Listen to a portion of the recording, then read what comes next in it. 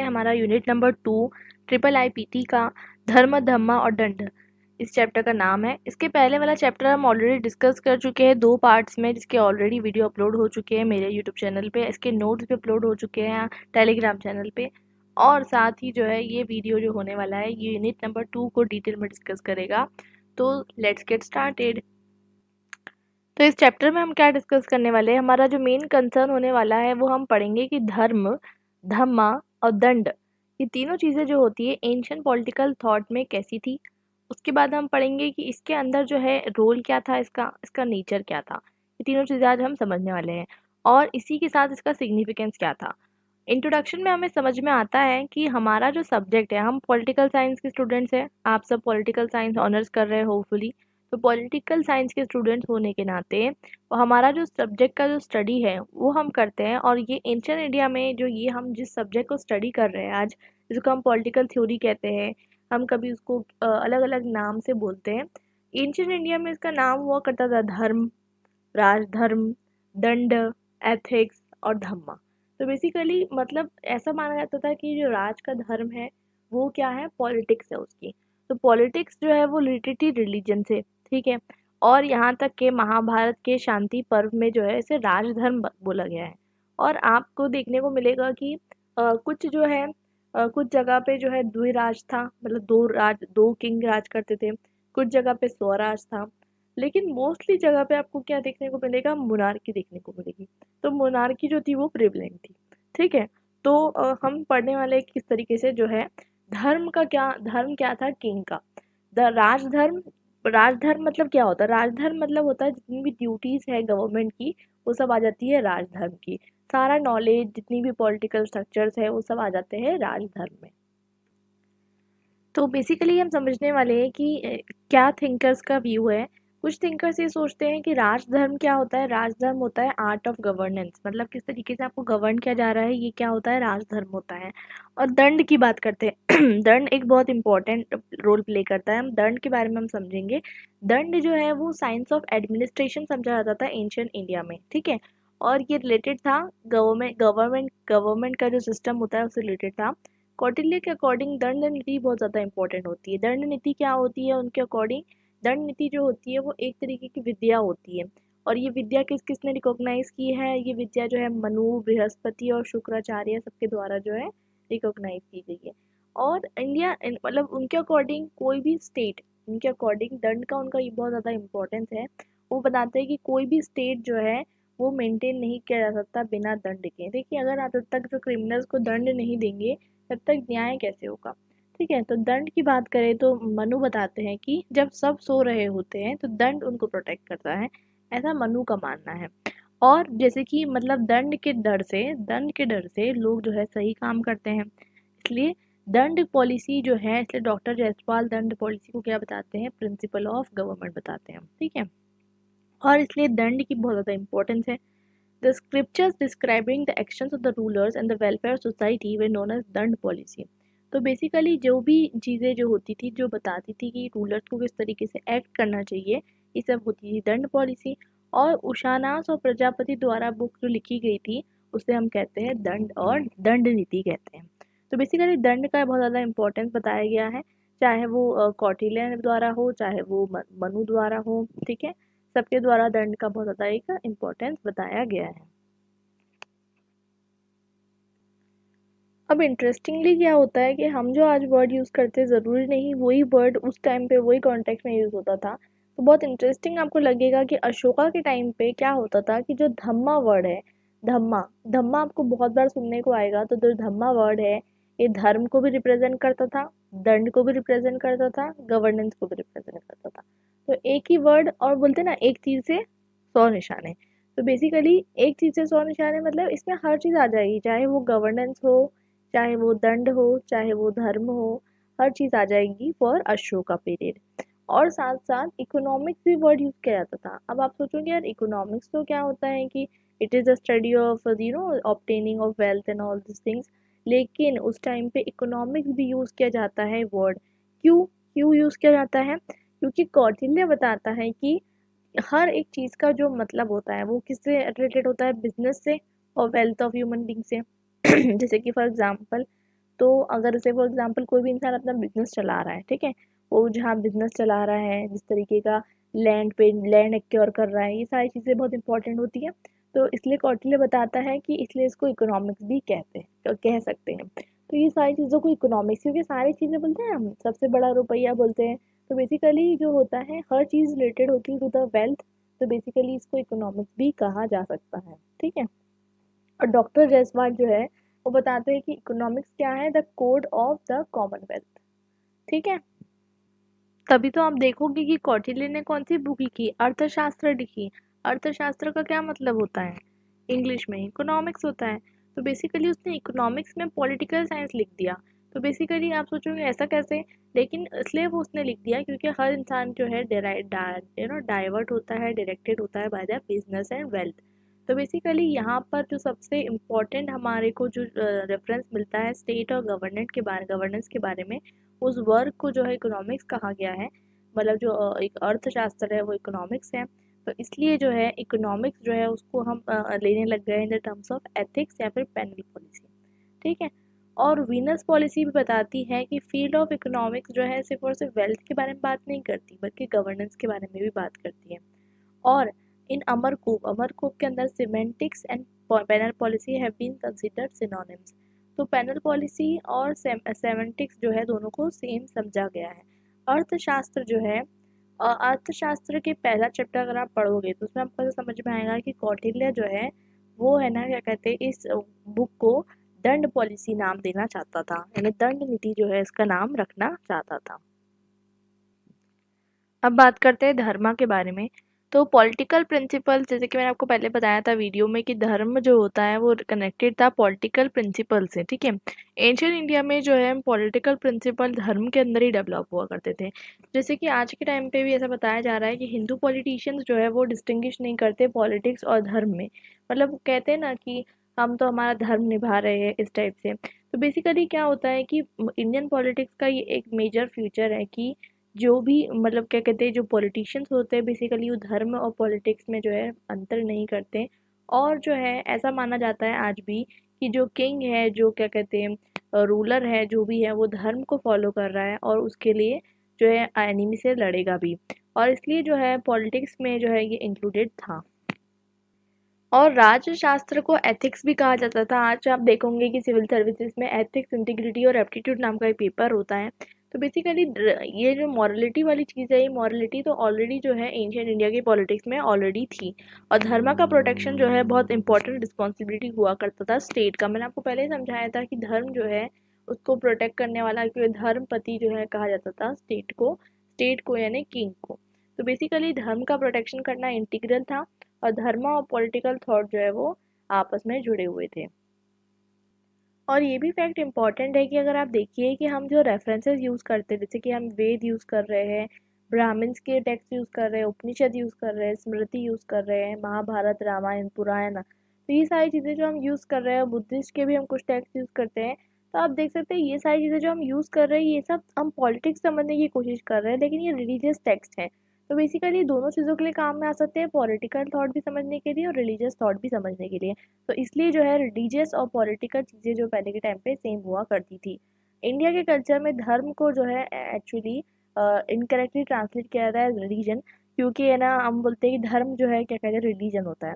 लेकिन रिलीजन के अलावा जो है इसमें बहुत सारी चीज़ें आ जाती है, कुछ सुपर नेचुरल बिलीव्स आ जाते हैं और ड्यूटीज आ जाती है, मॉरलिटी आ जाती है, सब आ जाता है। और धर्म जो है वो ध्र से डिवाइड हुआ है। ध्र ध्र मतलब होता है अपहोल्ड करना, किसी चीज़ को अपहोल्ड करना। मतलब ये लोगों को अपहोल्ड करता है, धर्म का मतलब होता है लोगों को अपहोल्ड करना।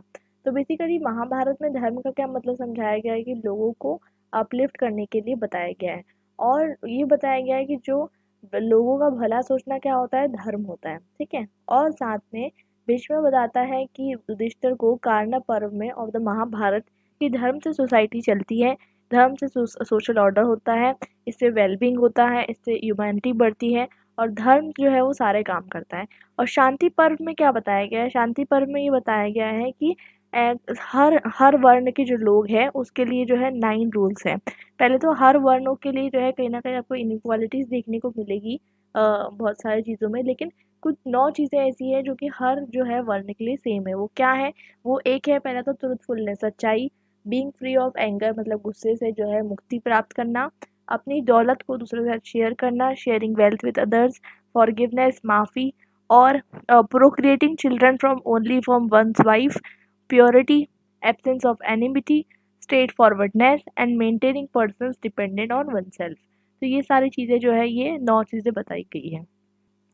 और वैसे ही मनुस्मृति में मनु बताते हैं कि धर्म के 10 टेनेंट्स हैं। एक तो पेशेंस, सब्र रखना, फॉरगिवनेस माफ़ कर देना, rational control of the senses अपने मतलब अपनी चीज़ों पे कंट्रोल रखना, ऑनेस्टी सच्चाई, ठीक है, सैंक्टिटी पवित्रता, कॉन्टिनेंस और रीज़न या नॉलेज, फिलोसफिकल विजडम, सच्चाई, ट्रूथफुलनेस और जो है एब्सेंस ऑफ एंगर। तो मनुस्मृति में भी हमें जो है धर्म के कुछ बेसिक टेनेंट्स मिलते हैं। तो इससे क्या समझ में आता है कि इसमें मॉरल ड्यूटीज़ भी आ गई, इसमें फंडामेंटल ड्यूटीज़ आ गई, हर चीज़ इसमें आ जाती है। व्यास जो है कमेंट करते हैं योग सूत्र में, वो बताते हैं कि धर्म जो है यूनिवर्सल गुडविल है, मतलब एक तरीके से जो है ऐसी अच्छाई है जो हर जगह एप्लीकेबल है। और बुद्धा जो है, बुद्धा क्या यूज़ करते हैं? मॉरलिटी और एक्शंस की बात यूज़ करते हैं। वो बताते हैं कि धम्म पद में जो है डिस्कस करते हैं। देखिए हमें एक चीज़ समझ में आती है कि धम्मा का जो उस टाइम पे जो कॉन्टेक्स्ट में जो यूज़ हो रहा था, धर्म जो यूज़ हो रहा था, वो रीजनिंग लॉजिक और रूल्स में यूज़ हो रहा था, ना कि रिलीजन में। मतलब ऐसे कुछ आइडियाज़ थे जो कि बहुत सिंपल थे, जैसे कि सबको सच बोलना है, माफ़ करना है, अच्छी ज़िंदगी जीना है, सिंपल। और ना क्या कहते हैं, इस तरीके की चीज़ें थी जो कि इलॉजिकल नहीं थी, बल्कि सिंपल थी। और बहुत ज़्यादा जो है क्या कहते हैं, ऐसी चीज़ें थी जो कि हर इंसान को फॉलो करना चाहिए। और धर्म जो है ये भी एक्सप्लेन करता था उस टाइम पे कि हर चीज़ का धर्म क्या होता है। मतलब धर्म मतलब ये होता है कि समझिए, वो बताते हैं कि डियर है, डियर यानी क्या होता है आपको पता है, हिरन होता है, तो हिरन का धर्म क्या है। तो जैनिज्म के टेक्स्ट में हमको इस चीज़ की चीज़ें भी मिलती है कि हिरन का धर्म क्या है। हिरन का धर्म है कि हर्बीवरस रहना। और मतलब जो आग है, आग का धर्म क्या है? जलना। तो इस तरीके की चीज़ें भी हमको देखने को मिलती है। लेकिन इसके अलावा धर्म में हमको कुछ जो प्रॉब्लम मिलती है वो ये है कि धर्म जो है अलग अलग स्टेजेस में लाइफ की ज़िंदगी को बांट देता है। आपने जो है पढ़ा होगा इसके बारे में कि जो आपका स्टडीज़ का स्टेज होता है वो अलग है, आपकी शादी का स्टेज अलग है, आपका जो है बहुत सारे अलग अलग स्टेजेस में बांट दिया जाता है। इसके अलावा जो वर्ण है, वर्ण के बेसिस पे जो है ड्यूटीज़ को भी बांट दिया जाता है कि ये वर्ण के लोग ये काम करेंगे, ये वर्ण के लोग ये काम करेंगे। तो बेसिकली डिफरेंट स्टेजेस में बांट दिया जाता है धर्म को। और ड्यूटीज़ जो है वर्ण के अकॉर्डिंग, प्रोफेशन के अकॉर्डिंग और रिलेशनशिप्स के अकॉर्डिंग, क्योंकि फीमेल ये काम करेगी, मेल ये काम करेगा, तो बेसिकली यहाँ पर जो है बांट दी जाती है। और कुछ ड्यूटीज़ जो होती है सुपर नेचुरल बिलीव्स के पर भी बेस्ड होती है। अब बात करते हैं दंड की। तो दंड का जो डिस्कशन है ये अर्थशास्त्र यानी इकोनॉमिक्स के अंदर ही जो है कौटिल्य कर लेते हैं। वो जुडिशियल सिस्टम को भी डिस्कस कर लेते हैं, दंड सिस्टम को भी डिस्कस कर लेते हैं। दंड के बारे में कौटिल्य बताते हैं कि दंड जो है वो किंग देगा लोगों को सही रास्ते पे लाने के लिए, और उतना ही देगा जितना ज़रूरत है, ना ही ज़्यादा ना ही कम। और किंग को जो है दंड डिसाइड करना चाहिए। कौटिल्य जो है इक्वालिटी की बात नहीं करते जब दंड की बात आती है। तो वो बोलते हैं कि जो विमेन हैं और चिल्ड्रन हैं वो वीक हैं, तो उनको जो है दंड जो है उनको कम मिलना चाहिए। और है ना, वर्ण सिस्टम के बेसिस पे भी डिस्क्रिमिनेशन करते हैं कि ब्राह्मण को दंड जो है कम मिलना चाहिए, और जो शूद्र है उसको दंड ज़्यादा मिलना चाहिए। और कौटिल्य ये भी बोलते हैं कि दंड जो है should be conducive to the मतलब जो दंड होती है, दंड हमेशा जो है क्राइम को देख के देना चाहिए कि कौन सा क्राइम है, तो उसके हिसाब से जो है दंड देना चाहिए। उनके अकॉर्डिंग 3 टाइप के दंड हो सकते हैं। एक होता है कॉर्पोरल दंड, एक होता है इकोनॉमिक दंड, और एक होता है प्रिजन। तो इकोनॉमिक दंड आपको नाम से समझ में आ रहा होगा, ठीक है। जिसके अंदर जो है बेसिकली आपको जो है किसी भी तरीके का जो है फाइन पे करनी होती है, जैसे कि आज के टाइम पे। और फिजिकल दंड जैसे कि हाथ बांध देना, उल्टा लटका देना, ठीक है। और उसके अलावा जो है, और जो अपर क्लास क्रिमिनल्स होते हैं या ब्राह्मण होते हैं, अगर वो कुछ काम करें तो उनके जो मतलब क्रिमिनल का एक मार्क उनके ऊपर लगा देना चाहिए, उनके फोरहेड पे उनको उल्टा लटका के। ऐसे ऐसे जो है दंड वो इंश्योर करते हैं। और ये भी मतलब ये भी इंश्योर किया गया कि कोई डेथ पेनल्टी नहीं थी सीरियस क्राइम्स के लिए। और मॉनेटरी दंड मतलब 3 टाइप के दंड बनाए गए थे मॉनेटरी दंड में। पहला तो हो गया हमारा फर्स्ट जो है, फर्स्ट एक मीडियम और एक गुड करेज दंड। फर्स्ट दंड मतलब कितना जो है आपको पैसे देना है, 48 से 96 का बीच में आपको देना है।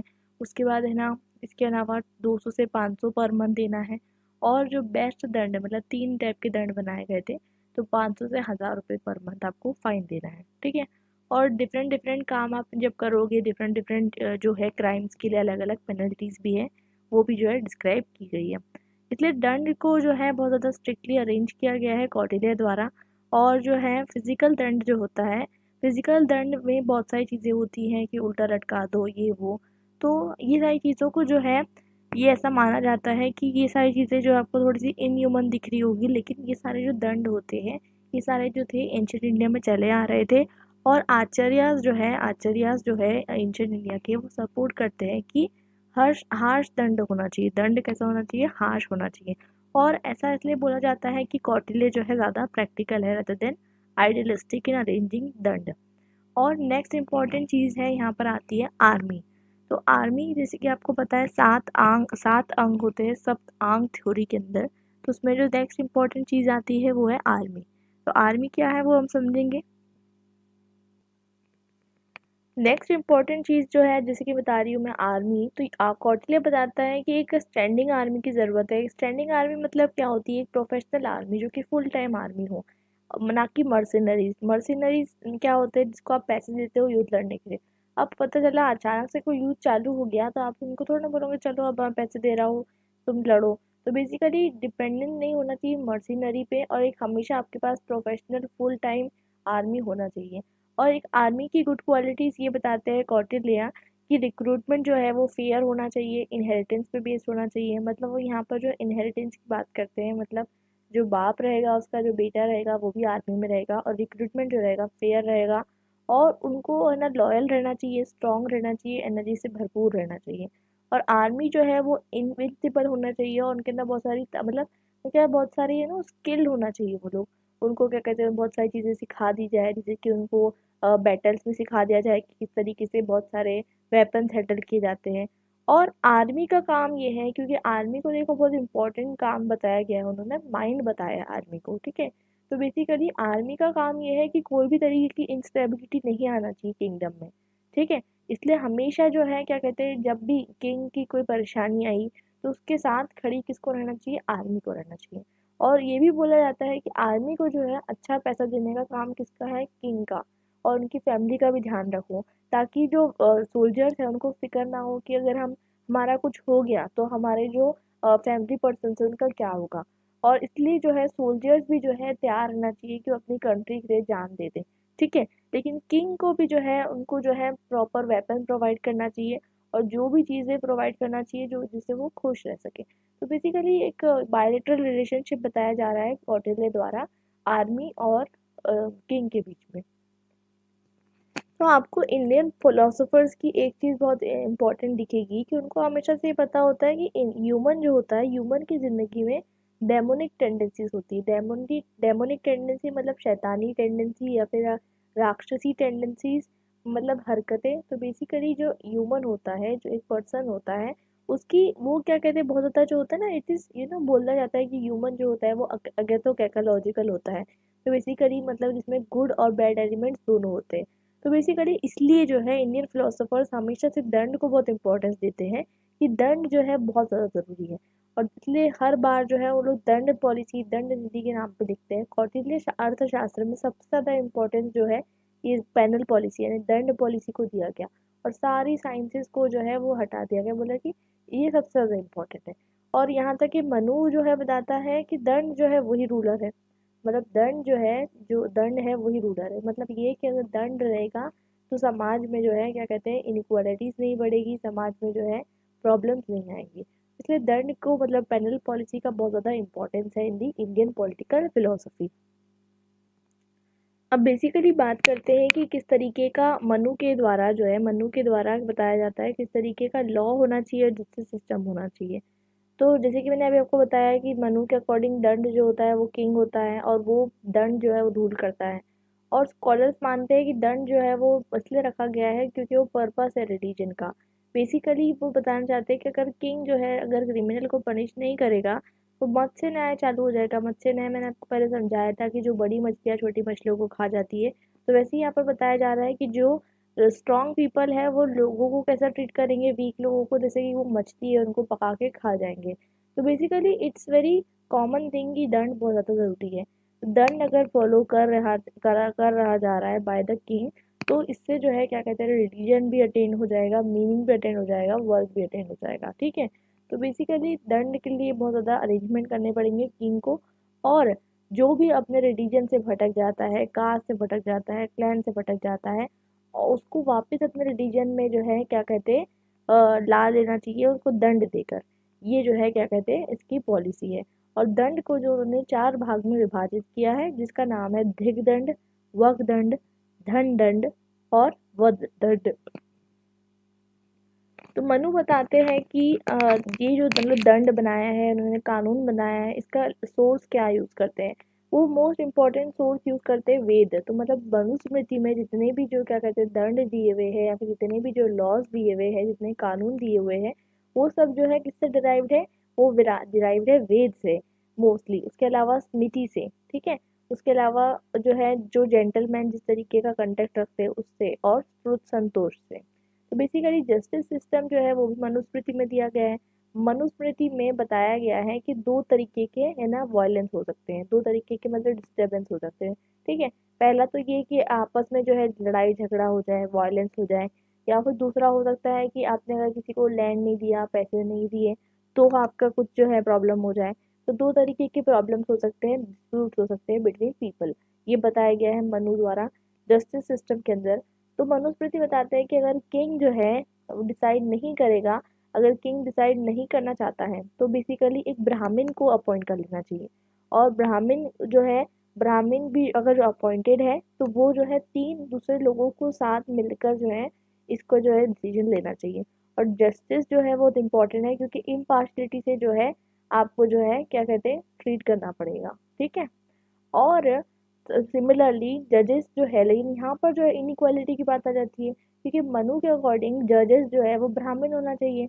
और वो बताते हैं, यहाँ तक कि बताते हैं कि एक बिल्कुल पढ़ा लिखा अगर शूद्र रहा तो भी आप उसको जज मत बनाना। और एक बिल्कुल ही जो है क्या कहते हैं जिसको कुछ भी नॉलेज नहीं है, अगर वो भी क्या कहते हैं रहा, अगर एक पर्टिकुलर ब्राह्मण रहा, तो भी आप उसको जो है बना देना, क्या बना देना, जज बना देना। तो बेसिकली यहाँ पर कितना ज़्यादा कास्ट सिस्टम का जो है मतलब हमको देखने को मिलता है कि मनु बहुत ज़्यादा टिल्टेड है टूवर्ड्स दी कास्ट सिस्टम। तो बेसिकली कोई भी सर्कमस्टेंसेस के अंदर वो शूद्र नहीं होना चाहिए। और जजेस ऐसे होना चाहिए जो दूसरों की जो है इनर फीलिंग्स को समझ सके। ठीक है, और मनुस्मृति में एविडेंस जो होते हैं 2 तरीके के होते हैं। जैसे कि आज के टाइम पे भी आप कोर्ट में जाते हो, तो आपको एविडेंस मानते हैं, आई विटनेस मानते हैं। ठीक है, और आपको जो है मानते हैं कि अभी साइंस रिपोर्ट लेकर आओ, ये लेकर आओ, वो लेकर आओ। तो बेसिकली उस टाइम पे भी एविडेंस के बारे में लिखा गया है। 2 तरीके के एविडेंसेस होते हैं उस टाइम पे। उस टाइम पे एक होता है मनुष्य साक्ष्य, और एक होता है दिव्य प्रमाण। तो क्या होता है वो बताते हैं दोनों चीज में डिफरेंस। तो 3 टाइप के जो मैन मेड एविडेंस होते हैं, एक रिटर्न, और यहाँ पर जो है 2 बार रिटर्न लिख दिया गया है। विटनेस्ड होता है, एक पोजीशन होता है। तो मनु के अकॉर्डिंग जो है ज़्यादा इंपॉर्टेंस देनी चाहिए किसको, एविडेंस रिटन बाय द जजेस को। मतलब जो जो जजेस ने जो एविडेंस लिखे, अब जज में कौन आता है, ब्राह्मण आ जाते हैं। But the article written by force, मतलब कोई आर्टिकल अगर फोर्सफुली लिखा गया है तो उसको नहीं मानना चाहिए। और साथ साथ जो है एविडेंस की बात मानना चाहिए, आई कैचिंग प्रेजेंस, जिसके हम कहते हैं ना आज के टाइम पे आई विटनेस के बारे में।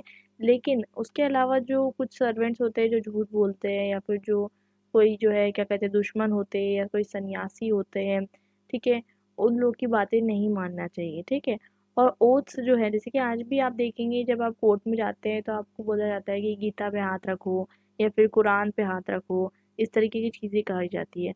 तो बेसिकली जो है, जो ये सारी चीज़ें हैं कि जो भी झूठ कोई भी नहीं बोलेगा। और विमेन का एविडेंस लिया जा सकता है, लेकिन सिर्फ विमेन के लिए लिया जा सकता है। तो यहाँ पर फिर इनइक्वालिटी आ गई। और ब्राह्मण का जो एविडेंस है उसको लिया जाएगा, वो बहुत ज़्यादा जो है क्या कम का हाईएस्ट इम्पोर्टेंस का कंसीडर किया जाएगा। अब हम शुक्र की पॉलिसी पढ़ने वाले हैं। जैसे कि हमने अभी मनु की पॉलिसी पढ़ी, तो बेसिकली बेनी प्रसाद जो है, डॉक्टर बेनी प्रसाद के वर्ड्स में अगर हम समझते हैं तो शुक्र ने जो है एथिक्स की पॉलिसी को अपनाया है आर्ट ऑफ गवर्नेंस के अंदर। शुक्र ने 4 डिसिप्लिन क्रिएट किए, अन्वेक्षिकी, ट्रायोलॉजी, डायलॉग और दंड नीति। और ये योगाक्षाम के लिए ज़रूरी है ह्यूमन बीइंग की। दंड नीति जो होती है वो क्या होती है, सारी लर्निंग की शुरुआत होती है। दंड नीति में क्या होता है, दंड नीति में जो होता है वो है पॉलिसी और इमोरलिटी, मतलब जो कि क्या कहते हैं, जो दंड करेगा उसके लिए क्या पॉलिसी है, वो सारी चीज़ें जो है दंड नीति में है। और द नेम ऑफ रिस्ट्रेंट और रिप्रेशन इज दंड। तो बेसिकली जो रोकता है कोई भी बुरा काम करने से वो क्या है, दंड। और किंग जो है वो क्या है, दंड में है, और किंग की पॉलिसी क्या है, दंड है। तो बेसिकली ये एक ऐसी पॉलिसी है जिससे जो है सही रास्ते पर लोग चलेंगे। और शुक्र के अकॉर्डिंग ये 4 विद्या जो है हर एक के जो किंग को प्रैक्टिस करनी चाहिए। मैंने अभी कौन सी 4 विद्या बताई, मैंने अभी बताई कि अनविक्ष तो 4 विद्या कौन सी है, अनविक्षिकी, ट्रायोलॉजी, डायलॉग और दंड नीति। तो वो बताते हैं कि अनविक्षिकी में धर्म है, अधर्म है और काम है। तो अनविक्षिकी में क्या आ जाते हैं, 3 चीजें आ जाती हैं, धर्म, अधर्म और काम। उसके अलावा मोक्ष में क्या, मोक्ष जो है किसमें आ जाता है, ट्रायोलॉजी में आ जाता है। और मीनिंग और इविल, मतलब कोई चीज़ सच है और कोई चीज़ गलत है, वो डायलॉग में आ जाता है। और दंड में क्या आ जाता है, जस्टिस और इनजस्टिस आ जाता है। और दंड क्या है, दंड वो है कि जो विकेड इंसान है, जो खराब इंसान को दबाना दंड है। इसलिए जो किंग है वो दंड का फॉर्म है और किंग की पॉलिसी ही दंड है। तो बेसिकली शुक्र के अकॉर्डिंग किंग को जो है हमेशा से क्या करना चाहिए, एथिक्स पढ़ना चाहिए। और साथ साथ इसके अलावा दोनों भी चीज़ें वो बोलते हैं कि जो सब्जेक्ट्स हैं उनके, मतलब जो प्रजा है, दोनों को जो है देखना चाहिए। तो वो चाहते हैं कि जो दंड है, दंड जो है वो जो प्रजा है उसको उनको मिल सके किंग द्वारा। और किंग का काम ही यही है, किंग का धर्म यही है। और किंग को ऐसी पॉलिसी फॉलो करना चाहिए ताकि जो पूरा नेशन है उससे इंस्पायर हो सके। और किंग का जो काम है वो है दंड देना। तो यहाँ तक कि हमने समझ लिया कि शुक्र क्या चाहते हैं। शुक्र का बेसिकली ये 4 चीज़ों के अराउंड जो है, ये 4 चीज़ों के अराउंड ही जो है शुक्र का पूरा कॉन्सेप्ट रहता है। तो अब हम पहुंच चुके हैं इस चैप्टर के लास्ट जो है वर्जन पे। तो हम बेसिकली समझ रहे हैं कि धर्म, दंड और दंड को इतना इम्पोर्टेंस क्यों दिया गया है। तो बेसिकली एंशियंट इंडिया में जो पॉलिटिकल नॉलेज जो भी नाम से बुलाए जाए, चाहे धर्म बोला जाए, दंड बोला जाए, राज राष्ट्र दिया जाए, लेकिन जो राज राष्ट्र है, राज राष्ट्र मतलब जो रूल है, उसको बहुत ज़्यादा सुप्रीम जो है नॉलेज का जो स्टेटस दिया गया है, क्योंकि उसको जो है डिवाइन ओरिजिन का बताया गया है। अब कौटिल्य की बात समझी जाए तो दंड नीति जो है वो सबसे इम्पोर्टेंट विद्या है। अभी बताया मैंने आपको, जो अनविक्षिकी और ट्रायोलॉजी और जितनी भी विद्या है उनमें सबसे इम्पोर्टेंट क्या है, दंड नीति। और दंड जो है क्या कहते हैं, क्या करेगा, लोगों को खुश करेगा। महाभारत में क्या बताया गया है, महाभारत में बताया गया है कि जिस तरीके से सारे चीज़ें जो है हामी के फीट पे आ जाती है, उसी तरीके से धर्म, सारे स्क्रिप्चर्स जो है वो धर्म और धम्म और दंड, तो सारे स्क्रिप्चर जो है धर्म, धम्म और दंड के जो है फीट में आ जाते हैं। मतलब सबसे इम्पोर्टेंट सुप्रीम चीज़ वो किसको बता रहे हैं, धर्म, धम्म और दंड को बता रहे हैं। तो बेसिकली पेनल पॉलिसी मतलब बहुत ज़्यादा इम्पोर्टेंट है यहाँ पर। ये चैप्टर में बेसिकली हमने सबसे ज़्यादा इम्पोर्टेंस, हमने पिछले वाले चैप्टर में धर्म और धम्मा के बारे में पढ़ लिया था। इसमें हमारा मेन कंसर्न था दंड, पेनल पॉलिसी। और बीच में बताते हैं कि अगर पेनल पॉलिसी जो है क्या कहते हैं डिस्ट्रॉय हो गई, जो तीनों वेद जो है वो डिसअपियर हो जाएगी। ठीक है, शुक्र ये भी बोलते हैं कि जो राज राष्ट्र का कंपोजिशन है या फिर जो एसेंस है, जो कि ब्रह्मा द्वारा बनाया गया है, वो वशिष्ठ द्वारा जो है समराइज किया गया है और दूसरे रूलर्स के लिए। तो बेसिकली यहाँ पर बताया जा रहा है कि किस तरीके से वापस जो है यहाँ पर डिवाइन ओरिजिन की बात की जा रही है ऑफ रूलर। और वो बताते हैं कि किंग को किस तरीके से जो है एथिक्स प्रैक्टिस करनी चाहिए, और किंग को जो है उसकी नॉलेज होना चाहिए स्क्रिप्चर्स की। और वो ये भी बताते हैं कि किंग अगर क्या कहते हैं अच्छे से एथिक्स को पढ़ता है, पॉलिसी को पढ़ता है, तो ही वो क्या कहते हैं अपनी ड्यूटी परफॉर्म कर पाएगा। और जो है अगर नहीं करता है तो वो परफॉर्म नहीं कर पाएगा। मैंने आपको ऊपर ही बताया कि मनु के अकॉर्डिंग, मनु बोलते हैं कि जब सब सो जाते हैं तो कौन जागता है, दंड जागता है। तो मनु के अकॉर्डिंग दंड ही धर्म है और धर्म ही जो है वो राजा है। और राजा जो है वो लोगों को बचाता है। और सबसे इम्पोर्टेंट चीज़ वो क्या इंश्योर करता है, राजा अगेन यहाँ पर इनइक्वालिटी की बात आ जाती है कि राजा ये इंश्योर करता है कि चारों वर्ण जो है वो अपनी अपनी ड्यूटी निभा रहे हैं या नहीं। और कमांडर के अकॉर्डिंग, पुलिस के according immorality are located in the penal policy. तो आज हम देखते हैं कि आजकल उतनी सारी चीज़ें होती हैं, ठीक है। तो आज के टाइम पे पुलिस ये वो बहुत सारी चीज़ें होती है। तो पहले के टाइम पे द कमांडर पॉलिसी और इमोरलिटी ये सारी चीज़ें पेनल पॉलिसी में आ जाती थी।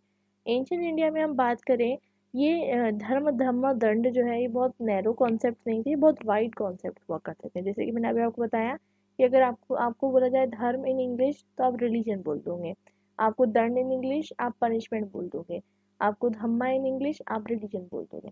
तो बेसिकली ये ऐसे स्मॉल कॉन्सेप्ट नहीं थे, बहुत वाइड कॉन्सेप्ट थे, ठीक है। और जो स्टेट रिलेटेड मैटर्स थे ये धर्म से अलग नहीं थे। ये हम पूरा एक तरीके से कंक्लूजन पे पहुंचे, इसे रिवीजन कर रहे हैं। मैंने आपको पहले बताया था कि पहले पॉलिटिक्स और रिलीजन अलग अलग नहीं हुआ करता था, और धर्म से जुड़ना जो है वो इम्पोर्टेंट था। और धर्म दंड और धम्म जो है वो सबसे ज़्यादा इम्पोर्टेंट समझा जाता था। धम्म और दंड जो है वो क्या कहते हैं, सोशल ऑर्डर को भी फॉलो करता था। धर्म जो है बहुत सारी चीज़ों को फॉलो करता था। तो जैसे कि मैंने अभी आपको समझाया कि इसमें हर चीज़ आ जाती है। इसमें आ जाते हैं इंटरस्टेट रिलेशन यानी foreign policy, international relation, friends और एनिमीज़, और ना इनकम एक्सपेंडिचर, इकोनॉमिक्स इसमें आ जाता है। नेशन के कर्तव्य क्या है, आज हम देखते हैं कॉन्स्टिट्यूशन है, फंडामेंटल ड्यूटीज़ हैं, फंडामेंटल राइट्स हैं, ये सब उसमें आ जाता है। प्रजा, ट्रीज उगाना, सोशल वेलफेयर करना, सफाई अभियान करना, हर चीज़, टेम्पल बनवाना, लॉ एंड जस्टिस इंश्योर करना, दुर्ग बनवाना, फॉरेस्ट और आर्मी मेंटेन करना, हर चीज़ ये धर्म धम्म दंड में आ जाती है। ये तीनों चीज़ों में सब चीज़ें आ जाती हैं। तो I hope it's clear to you. और इसी के साथ हमारा आज का ये चैप्टर जो है ऑलमोस्ट ख़त्म होने को आया है। हमारा जो कंक्लूजन है वो बचा है, हम उसको पढ़ लेते हैं। तो हम देखते हैं कि वेस्टर्न फिलोसोफर के कंपैरिजन में अगर हम देखते हैं, आपने अभी तक की अगर अंडरस्टैंडिंग पॉलिटिकल थ्योरी पढ़ी होगी तो आपको ये समझ में आ गया होगा कि वेस्टर्न पॉलिटिकल थ्योरी और इंडियन पॉलिटिकल थ्योरी में क्या डिफरेंस है। तो दोनों में डिफरेंट टाइप की गवर्नमेंट होती है। ये सिस्टम जो है वो धर्म और दंड पे बेस्ड है, ठीक है, और जिसको कुछ लोग धम्मा भी बोलते हैं, ठीक है। और यहाँ से अगर हम देखें कि धर्म धम्म दंड जो है वो इंडिया के अंदर बहुत इंपॉर्टेंट थे, लेकिन बाहर की जो वेस्टर्न पॉलिटिकल फिलोसोफर्स थे वो लोग क्या करते थे, रिलीजन को और जो हमारा स्टेट है उसको डिफर करते थे। तो ये एक डिफरेंस हमको देखने को मिलता है। और ऐसा भी माना जाता है कि अगर हम इंडिया के पॉलिटिकल पर्सपेक्टिव से देखें तो ऐसा माना जाता है कि धर्म धम्म और दंड जो है वो इसलिए भी ज़रूरी है क्योंकि एक वेलफेयर स्टेट अगर ऐसा इस्टेब्लिश हो रहा है, और वेलफेयर स्टेट इस्टेब्लिश करने के लिए धर्म धम्म और दंड जो है वो बहुत ज़्यादा ज़रूरी है। तो आई होप आपको समझ में आ गया होगा कि धर्म धर्म और दंड क्या होता है। और बेसिकली इसके रिलेटेड कोई भी आपको डाउट हो आप मुझे कमेंट सेक्शन में करके बता सकते हैं। और इसी के साथ हमारा ये चैप्टर फिनिश होता है, और हम मिलेंगे हमारे नेक्स्ट वीडियो में एक नए चैप्टर के साथ। टिल देन आप जब तक आपको उसके नोट्स चाहिए तो आप टेलीग्राम चैनल ज्वाइन कर सकते हैं, और हम मिलते हैं हमारे नेक्स्ट वीडियो में। Till then happy learning and good bye.